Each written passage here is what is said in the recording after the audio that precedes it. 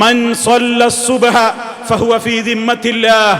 ഇമാം മുസ്ലിം റിപ്പോർട്ട് ചെയ്ത ഹദീസിൽ കാണാം, ആരെങ്കിലും സുബഹി നമസ്കാരം നിർവഹിച്ചാൽ അവൻ അല്ലാഹുവിന്റെ കാവലിലാണ്. മറ്റൊരു റിപ്പോർട്ടിൽ കാണാം, മൻ സ്വല്ല സുബ്ഹ ഫീ ജമാഅത്തിൻ ഫഹുവ ഫീ ദിമ്മത്തില്ലാഹ്.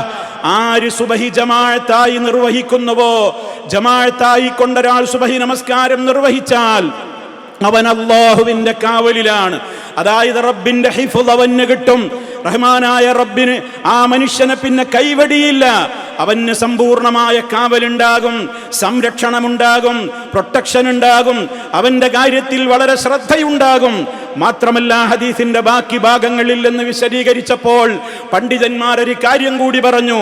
അങ്ങനെയുള്ള ആളുകളെ തൊട്ടാൽ, അങ്ങനെ സുബഹി ജമാഅത്തായി നിസ്കരിക്കുന്ന ഒരു ഖവിയായ മുഅ്മിനായ ഒരു മനുഷ്യനെ ആരെങ്കിലും ദ്രോഹിച്ചാൽ അവനെതിരെ നിയമ നടപടിയെടുത്ത് പരലോക കോടതിയിൽ പ്രത്യേക ശിക്ഷ നൽകി പ്രതികാര നടപടിയെടുക്കാൻ അല്ലാഹു ഏറ്റിരിക്കുകയാണ് എന്നാണ്. അത്രക്കും അവന് പ്രാധാന്യമാണ്, പ്രത്യേകതയാണ് സുബഹി ജമാഅത്തിൽ പങ്കെടുക്കുന്ന വ്യക്തിയെ സംബന്ധിച്ചിടത്തോളം പറഞ്ഞിട്ടുള്ളത്.